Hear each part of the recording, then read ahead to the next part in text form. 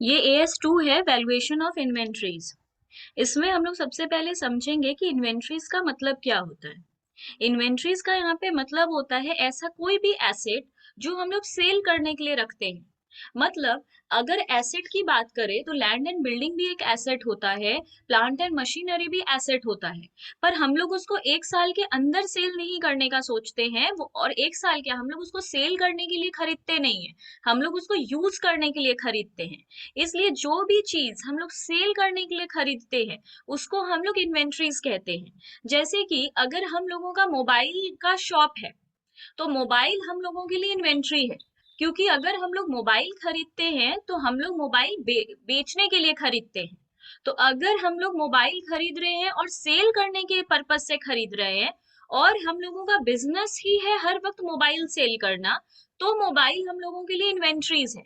पर अगर हम लोग का मोबाइल का बिजनेस नहीं है, ऐसे ही हम लोग मोबाइल खरीदते हैं, तो वो मोबाइल हम लोग सेल करने के लिए नहीं खरीदते हैं, यूज करने के लिए खरीदते हैं। तो अगर कोई भी एसेट को हम लोग यूज करने के लिए खरीदते हैं तो वो इन्वेंट्री नहीं है। अगर किसी भी एसेट को हम लोग सेल करने के लिए खरीदते हैं तो वो इन्वेंट्री है। तो इसमें जो केस स्टडी आएगा उसमें एक एक वर्ड इंपॉर्टेंट है। तो sale is the main word, business is the main word.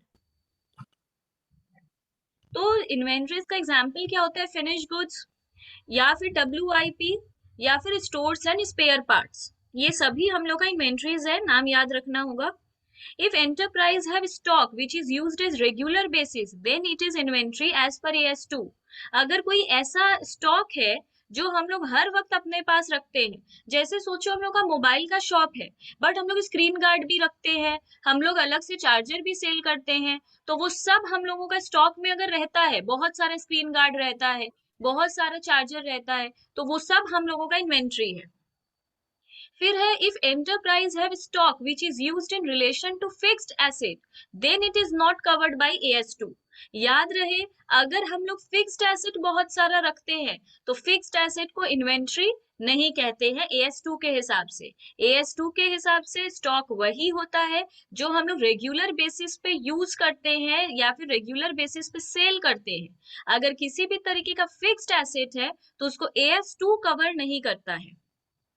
Inventories कितने टाइप का होता है ये बिल्कुल याद रखो, 5 तरीके का इन्वेंट्री होता है। एक फिनिश गुड्स, जैसे मोबाइल एक फिनिश गुड्स है, क्योंकि वो हम लोग खरीद के लाते हैं और एकदम एज इट इज बेच देते हैं। हम लोग उसके ऊपर कोई तरीके का मैन्युफैक्चरिंग प्रोसेस नहीं करते हैं, सीधे इन्वेंट्री में मोबाइल खरीद कर लाते हैं और कस्टमर को मोबाइल बेच देते हैं। तो मोबाइल एक फिनिश गुड्स है, इसलिए उसको इन्वेंट्री कहते हैं। रॉ मटेरियल भी हमारा इन्वेंट्री है। क्यों? रॉ मटेरियल से हम कंटिन्यूअसली क्या करते हैं? प्रोडक्शन करते हैं। सोचो मेरा मोबाइल मैन्युफैक्चर करने का फैक्ट्री है, तो मोबाइल बनाने के लिए जो सारा सामान लगता है, जैसे ग्लास लगता होगा, प्लास्टिक लगता होगा, बटन्स लगता होगा, वो सब मेरा रॉ मटेरियल है, और वो हम हर वक्त खरीदते रहते हैं कि हम उससे फिनिश गुड्स बनाकर बेच सके। तो रॉ मटेरियल भी मेरा इन्वेंट्री है। जो हम इसका 2 नंबर पॉइंट में बोले थे कि जिसको हम लोग रेगुलर बेसिस पे यूज करते हैं, उन स्टॉक्स को भी इन्वेंट्री बोलते हैं, जैसे रॉ मटेरियल। WIP क्या होता है? वर्क इन प्रोग्रेस, आधा बना हुआ सामान। जैसे पूरा मोबाइल रेडी नहीं हुआ है बट अभी सिर्फ आधा बना है, तो WIP भी हमारा इन्वेंट्री है। स्टोर्स मतलब छोटा मोटा सामान, स्टोर्स का मतलब होता है छोटा मोटा मटेरियल। स्पेयर पार्ट मतलब हम कुछ ऐसा सामान रखते हैं जो अगर अचानक से खराब हो गया, किसी का सोचो मोबाइल बनने आया, तो उसको जस्ट उसमें उसका ग्लास टूट गया है, तो हम ग्लास रखे हुए हैं, दैट इज स्पेयर पार्ट्स। ऐसे ही छोटा मोटा पार्ट्स रखना, तो वो भी मेरा इन्वेंट्री है। पर एक्सेप्शन क्या है? AS is not applicable on. AS किस किस चीज पे एप्लीकेबल नहीं है ये याद करना ही होगा। Investment which are stock in trade. Investment अगर हम स्टॉक इन ट्रेड पे किए हैं तो वो मेरा AS2 के अंदर एप्लीकेबल नहीं है। मतलब investment which are stock in trade. फिर WIP of construction contract. Construction contract क्या होता है? हमको घर बनाना है, घर आधा बन के रेडी हुआ है। जैसे घर बनाना कंस्ट्रक्शन का पार्ट है, सोचो हम कॉन्ट्रैक्टर है, हम घर का कॉन्ट्रैक्ट लेते हैं और घर बनाते हैं, तो मेरा कंस्ट्रक्शन कॉन्ट्रैक्ट हम बनाते होंगे, मतलब कंस्ट्रक्शन कॉन्ट्रैक्ट मतलब एक अकाउंट्स होता है, कॉन्ट्रैक्ट अकाउंट। उसमें हम लिखते हैं मेरा घर बनाने में इतना इतना सामान का खर्चा हुआ और इतना सामान अभी तक मेरा लग चुका है। WIP उसमें निकालते हैं कि इतना घर अभी तक बन के रेडी हो चुका है और इतना घर अभी तक नहीं बना है। पर उसको हम लोग अपना वो वहां पे जो WIP होता है उसको इन्वेंट्री नहीं कहते हैं। फिर WIP of service providers like banks, courier service etcetera, इन सारी चीजों का जो सर्विस प्रोवाइडर होता है उनके पास अगर कुछ WIP पड़ा हुआ है तो उसे भी हम लोग इन्वेंट्री नहीं कहते हैं AS2 के हिसाब से। यहाँ पे WIP सिर्फ वही WIP है जो आधा बना हुआ सामान है, मतलब हमारा फिनिश गुड्स अभी तक आधा नहीं बना है। Forest product, mines, minerals, agriculture, live stock etcetera, ये सब नाम याद कर लो। इन सब चीजों पे AS2 एप्लीकेबल नहीं होता है। फिर है वैल्यूएशन ऑफ इन्वेंट्रीज। इन्वेंट्रीज को हम लोग वैल्यूएशन कैसे करते हैं, ये याद ही रहता है हम लोगों को कि closing stock should always be valued at cost और NRV which ever is lower. Closing stock का अब स्टॉक वर्ड हटा दिया गया है, स्टॉक वर्ड अब यूज नहीं किया जाता है, स्टॉक का मतलब अब शेयर्स होता है, इसलिए कभी भी स्टॉक वर्ड यूज नहीं करेंगे, इन्वेंट्रीज बोलेंगे। इसलिए इन्वेंट्रीज को कॉस्ट और NRV मतलब net realisable value, net realisable value और कॉस्ट में दोनों में जो छोटा रहेगा उसको हम लोग कहते हैं क्लोजिंग स्टॉक का, क्लोजिंग इन्वेंट्री का वैल्यू। अगर कॉस्ट कैसे निकालेंगे, उस सामान का जो परचेस कॉस्ट दिया है, परचेस प्राइस दिया है वो, और अगर उसको कन्वर्ट करने में कोई लेबर या कोई खर्चा लगा, एक्सपेंस लगा, तो वो सब प्लस कर देंगे। जैसे अगर उसको लाने में हम लोग का फ्रेट लग सकता है, मतलब गाड़ी भाड़ा लग सकता है, अगर कुछ इंस्टॉल करने का चीज है तो इंस्टॉल करने में अगर कुछ लगा है तो परचेस प्राइस और उसको लाने में फ्रेट, वेजेस, ऐसा कुछ भी वो सब उसमें ऐड हो जाएगा। NRV कैसे आएगा, selling price minus cost of completion minus cost of sales, इसके बेसिस पे ही सम्स आएगा, इसलिए फॉर्मूला को लर्न कर लो।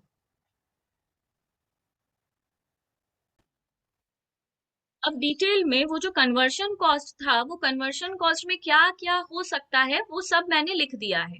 कॉस्ट में डायरेक्ट मटेरियल कॉस्ट तो आएगा ही जितने में हम लोगों ने उसे खरीदा है, फिर add freight, add loading charges, add taxes and duties paid, add other expense but related to purchase, वैसा ही एक्सपेंस ऐड करना है जो परचेज करते वक्त हम लोगों का खर्च हुआ है। अगर कोई ट्रेड डिस्काउंट मिला है तो वो लेस हो जाएगा। ड्यूटीज एंड टैक्सेस रिकवर्ड, अगर कोई भी तरीके का टैक्स हम लोग को बैक मिल चुका है, रिकवर्ड मतलब रिफंड हो चुका है, तो वो टैक्स हम लोग ऊपर टैक्स ऐड किए थे। अगर कोई टैक्स हम लोग को वापस गवर्नमेंट रिटर्न कर दिया है तो उतना टैक्स फिर हम लोग लेस कर देंगे। इन सब को करके हम लोगों का कॉस्ट आ जाएगा। इसमें नोट क्या करना है कि interest should not be forming part of inventory cost. Interest कभी भी सम में दिया हुआ रहेगा तो इंटरेस्ट को कभी भी कॉस्ट में ऐड नहीं करेंगे क्योंकि इंटरेस्ट इन्वेंट्री का पार्ट नहीं होता है। उसके बाद NRV कैसे निकालेंगे, NRV के लिए एस्टिमेटेड सेल्स वैल्यू, मतलब ये आज के डेट में कितने में सेल हो जाएगा वो उससे लेस करेंगे। अगर कोई फर्दर कॉस्ट हम लोग का लगने वाला है तो लेस करेंगे, कोई भी तरीके का सेलिंग एक्सपेंस हो रहा है तो इसको लेस करने के बाद हम लोग का NRV आ जाएगा। तो कॉस्ट और NRV दोनों निकालने के बाद दोनों में जो छोटा रहेगा वो उसका वैल्यूएशन रहेगा। अब इससे ये CA के एग्जाम में आया था पहला सम, देखो नवंबर नवंबर 2017 में ये CA के एग्जाम में आया था, CA इंटर में, calculation of cost of X and Y। वो हम लोगों को एक सम दिया था, मैं सम दिखाती हूँ, वेट। तो सम्स कैसा आया है नवंबर 2017 में, A limited is engaged in manufacturing of chemical Y for which raw material X is required. बोल रहा है हम लोग केमिकल Y बनाते हैं जिसको बनाने के लिए हम लोगों को एक रॉ मटेरियल लगता है X नाम का, मतलब रॉ मटेरियल है X और फिनिश प्रोडक्ट है Y। The company provides you the following information as on इतना, ठीक है। इसमें हम लोगों को रॉ मटेरियल X का कॉस्ट प्राइस दिया है, अनलोडिंग चार्जेस दिया है, फ्रेट इनवर्ट दिया है और रिप्लेसमेंट कॉस्ट दिया है। रॉ मटेरियल X खरीदने के लिए बहुत सारा चीज दिया है और Y बनाने के लिए Y का मटेरियल कंज्यूम्ड दिया है, डायरेक्ट लेबर दिया है और वेरिएबल ओवरहेड दिया है। वाई बनाने में ये खर्चा लगा और एक्स को खरीद के लाने के लिए ये खर्चा लगा। हम लोग का फिक्स्ड ओवरहेड है 4 लाख। ये नॉर्मल कैपेसिटी पे है, मतलब अगर हम लोग 20,000 यूनिट्स बनाते हैं तो हम लोगों का 4 लाख का फिक्स्ड कॉस्ट लगेगा। Closing balance of raw material, कितना प्रोडक्शन हो जाने के बाद हम लोगों के पास रॉ मटेरियल बच गया, 1000 यूनिट्स बच गया और वाई बच गया हम लोग के पास 24 यूनिट्स। ये हम लोग का क्लोजिंग इन्वेंट्री है जो हम लोग के पास बच गया है। You are required to calculate total value of closing stock of raw material और Y, मतलब रॉ मटेरियल का और फिनिश गुड्स का, दोनों का हम लोग को क्लोजिंग स्टॉक का वैल्यूएशन करना है। दो बार करना है। एनआरवी अगर Y का 800 रहे और एनआरवी अगर Y का 600 रहे, तो पहले हम लोग ए करते हैं। एनआरवी दे दिया है Y का 800, हम लोगों को अब दोनों का ही वैल्यूएशन करना है। क्लियर बोल रहा है, value closing stock of raw material x and chemical y, दोनों का ही अभी हम लोगों को करना है। तो सबसे पहले हम लोग कॉस्ट कैलकुलेट करेंगे।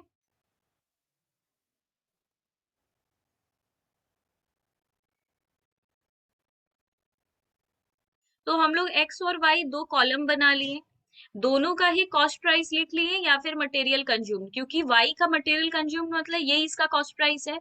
तो इसका 380 था, इसका 440 था। अनलोडिंग चार्जेस सिर्फ एक्स का लगा, फ्रेट इनवर्ड सिर्फ एक्स का लगा, डायरेक्ट लेबर सिर्फ वाई का लग रहा है, वेरिएबल ओवरहेड सिर्फ वाई का लग रहा है, फिक्स ओवरहेड 1 यूनिट का निकालना है। तो 20,000 यूनिट बनाने पे 4 लाख रुपया लगता है, तो 1 यूनिट बनाने में कितना लगेगा? 4 लाख डिवाइडेड बाई 20,000, ये 20। दोनों का हम लोग टोटल कॉस्ट निकालिए, ये 440 है, इसका 660 है। इस तरह निकालने के बाद कॉस्ट अब हम लोग को बोला है, इसका 1000 यूनिट बचा है रॉ मटेरियल, तो 1000 इंटू 440 हुआ, और y का बचा था 2400, तो 2400 इंटू 660, दोनों का हम लोग पूरा टोटल कॉस्ट निकाल लिए। अगर दोनों के भी टोटल कॉस्ट को हम लोग प्लस कर दें तो पूरा दोनों को भी मिलाकर हम लोग का 20,24,000 खर्च हो रहा है। और एनआरवी दिया था y का 800 रुपीज पर यूनिट, मतलब 800 इंटू 2400 मतलब 1920। तो इन दोनों में हम लोगों का लोअर कौन सा है? 19,20,000। तो ए के हिसाब से वैल्यूएशन होगा 19,20,000, क्योंकि सो कॉस्ट और NRV whichever is lower, ये वाला। अब हम लोग को देखो, यहाँ पे 19,20,000 होगा। मैम फिर देखो, इसमें हम लोग टोटल तो दिखा दिए, बस इस टोटल का कोई यूज नहीं है, सिर्फ टोटल करके हम लोग दिखा देंगे। अब हम लोग का मेन रूल क्या है? कॉस्ट और NRV whichever is lower.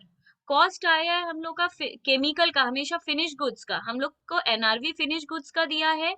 तो हम लोग देखो, क्लोजिंग स्टॉक का वैल्यूएशन भी सिर्फ फिनिश गुड्स का ही कर पाएंगे। तो प्रैक्टिकली अगर हम लोग क्लोजिंग स्टॉक ऑफ वाई देखे, मतलब closing stock of finish goods देखे, तो कॉस्ट दिया है 660 और एनआरवी दिया है 800। तो 660 और 800 में whichever is lower, 660 is lower. तो 2400 इंटू 660 करेंगे, तो 2400 ये लाइन लिख लेंगे। सो कॉस्ट और NRV whichever is lower, that is, ये 15,84,000 लिखे हैं, ब्रैकेट में दिखा दो 2400 इंटू 660, क्योंकि क्लोजिंग स्टॉक वैल्यू हो पाएगा कॉस्ट में, क्योंकि वो लोअर है। और अब जो ये ए केस का है, बी केस में हम लोगों को दिया है एनआरवी का वैल्यू 600 है, तो 600 और यहाँ कॉस्ट प्राइस है 660, तो अगेन दोनों में लोअर है इस बार 600, मतलब एनआरवी। तो 2400 इंटू 600 किए हैं, दैट इज 14,40,000। अब ऊपर एएस का मीनिंग दिया है। एएस का मतलब क्या होता है? अकाउंटिंग स्टैंडर्ड एक रिटन पॉलिसी है, मतलब इसके अंदर सारा रूल्स लिखा हुआ है कि हम लोग अकाउंट्स कैसे करेंगे, कैसे सब चीज को रिकॉग्नाइज करेंगे। रिकॉग्निशन मतलब रिकॉर्ड करना, मेजर करना मतलब अभी वैल्यूएशन किए, प्रेजेंट कैसे करना है, सब चीज को डिस्क्लोज कैसे करना है, ये सभी चीज एएस में अच्छे से लिखा हुआ है। तो issues related to AS, AS के साथ प्रॉब्लम क्या है? एएस के साथ ये प्रॉब्लम है कि as deals with recognition of event and transaction in the financial statement. सभी चीज फाइनेंशियल स्टेटमेंट में कैसे रिकॉर्ड होगा, ये बस इतना ही देता है। मेजरमेंट, कोई भी ट्रांजैक्शन को मेजर कैसे करेंगे, मतलब कैलकुलेट कैसे करेंगे, जैसे अभी हम लोग ऊपर मेजर किए, वैल्यू किए, वो हम लोग को सिखाता है, प्रेजेंट सिखाता है और डिस्क्लोजर सिखाता है। इन्वेंट्री बेसिकली तीन टाइप का होता है जो हम ऊपर भी बताए थे, raw material, work in progress जिसको सेमी फिनिश गुड्स कहते हैं, और finish goods. Valuation of inventory, raw material हमेशा कॉस्ट में वैल्यू होता है, ये याद रखना, रॉ मटेरियल हमेशा कॉस्ट में वैल्यू होता है। इसलिए ऊपर जब हम लोगों को दिया था एनआरवी, तो वो सिर्फ हम लोग को फिनिश गुड्स के लिए दिया था। Raw material should always be valued at cost. तो ये वाला ऊपर अभी जो हम लोग सम किए, इसमें कॉस्ट का कुछ क्यों नहीं किए, क्योंकि कॉस्ट 4,40,000 ही होगा। एक काम करना, यहाँ पे हेडिंग दे के नीचे का टोटल के नीचे लिख दो, cost of raw material x is 4,40,000। तो इसके यहाँ टोटल के नीचे लिख दो, cost of raw material x is 4,40,000, bracket में लिख दो, it is always valued at cost. यहाँ पे नीचे लिख दो, cost of raw material valuation of raw material is 4,40,000 because raw material is always valued at cost. Raw material हमेशा cost में वैल्यू होता है। ये जो हम लोग रूल जानते हैं, कॉस्ट और NRV whichever is lower, ये रूल सिर्फ फिनिश गुड्स के लिए है, तो ये अपने को याद रखना होगा। तो रॉ मटेरियल, डब्ल्यूआईपी भी कॉस्ट और NRV whichever is lower, WIP और फिनिश गुड्स हमेशा कॉस्ट और NRV whichever is lower, पर raw material always valued at cost. Raw material के केस में एनआरवी नहीं देखा जाता। रॉ मटेरियल का कुछ रूल्स है, इसको याद रखो। देखो, if selling price is less than production cost, अगर मेरा सेलिंग प्राइस छोटा है और प्रोडक्शन कॉस्ट ज्यादा है, मतलब बनाने में लगता है 100 रुपया और हम उसको बेचते हैं 80 रुपया में, then valuation of raw material will be based on replacement cost or cost price whichever is lower। तो जब भी रॉ मटेरियल को वैल्यू करेंगे तो कॉस्ट प्राइस और रिप्लेसमेंट कॉस्ट दोनों में जो छोटा होगा उसमें वैल्यू करेंगे। मतलब रॉ मटेरियल को हमेशा ही कॉस्ट पे वैल्यू करेंगे ऐसा रूल भी नहीं है, थोड़ा सा इसमें मॉडिफिकेशन है।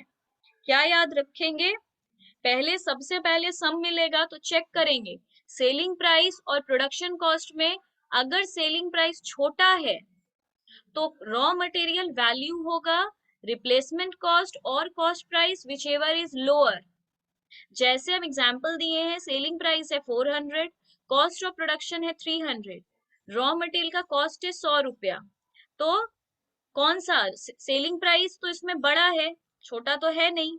तो ये हम लोगों का स्टॉक ऑफ रॉ मटेरियल कितना है, 1000 है। तो देखो इसमें हम लोग क्या देखेंगे, सबसे पहले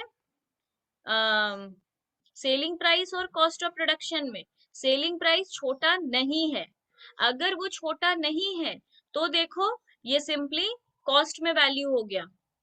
तो रूल क्या है, अगर सेलिंग प्राइस छोटा है तो देखेंगे रिप्लेसमेंट कॉस्ट और cost price which ever is lower, अगर सेलिंग प्राइस बड़ा है तो हमेशा कॉस्ट प्राइस पे वैल्यू हो जाएगा।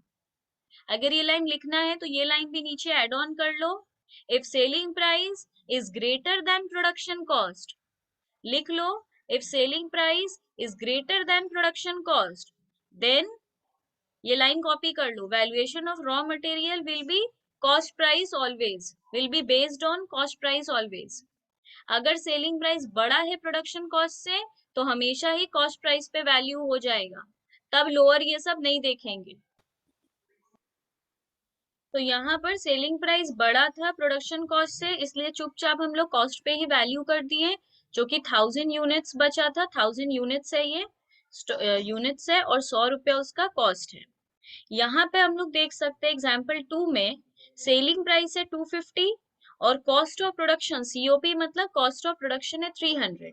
तो हम लोग देख सकते हैं selling price is less than cost of production, तो हम लोग चेक करेंगे रिप्लेसमेंट कॉस्ट और cost which ever is lower. तो रिप्लेसमेंट कॉस्ट इस बार छोटा है तो 1000 इंटू 80 करके 80,000 हम लोग निकाल दिए। अब यहाँ पे और एक क्वेश्चन है, यहाँ पे हम लोग को calculate the value of raw material दिया है and closing stock. Closing stock means finish goods का, तो रॉ मटेरियल को भी वैल्यू करने बोला है और क्लोजिंग स्टॉक को भी। रॉ मटेरियल 500 यूनिट्स है, कॉस्ट प्राइस दिया है 200 यूनिट, एक्साइज ड्यूटी है 10 रुपीज पर यूनिट, फ्रेट है, बहुत कुछ है। और नीचे अगेन हम लोगों को 2 लाख फिक्स्ड कॉस्ट दिया है 20,000 यूनिट्स के लिए। तो देखो पहले हम लोग कॉस्ट निकाल रहे हैं। कॉस्ट में सेम जो जो लेना था, material, labour, direct overhead, fixed cost को डिवाइड करके, तो हम लोग को कॉस्ट ऑफ प्रोडक्शन मिल गया कि बनाने में कितना लगता है। एनआरवी हम लोगों को दिया हुआ है, 2 बार एनआरवी दिया है, एक बार 400, एक बार 300। तो पहले 400 के लिए करते हैं। हम लोगों को एनआरवी का मतलब होता है सेलिंग प्राइस, इसलिए हम ब्रैकेट में क्लियर लिखे हैं। एनआरवी का मतलब होता है सेलिंग प्राइस, ये है 400। कॉस्ट ऑफ प्रोडक्शन निकाले हैं हम लोग 330। तो हम लोग देख सकते हैं यहाँ पे selling price is greater than cost of production. अगर ग्रेटर है तो raw material is to be valued at cost, तब हमेशा कॉस्ट पे वैल्यू कर देंगे। मतलब रॉ मटेरियल था 500 यूनिट्स, इसका हम लोगों का कॉस्ट कितना दिया हुआ था, हम लोग इसका कॉस्ट ऊपर देख लेंगे। कॉस्ट कैसे निकालते हैं, 200 और फ्रेट, क्योंकि इसके अंदर इंक्लूडिंग एक्साइज ड्यूटी है तो एक्साइज ड्यूटी फिर से प्लस नहीं करेंगे, और फ्रेट हम लोग प्लस कर दिए। तो हम लोगों का कॉस्ट प्राइस आ गया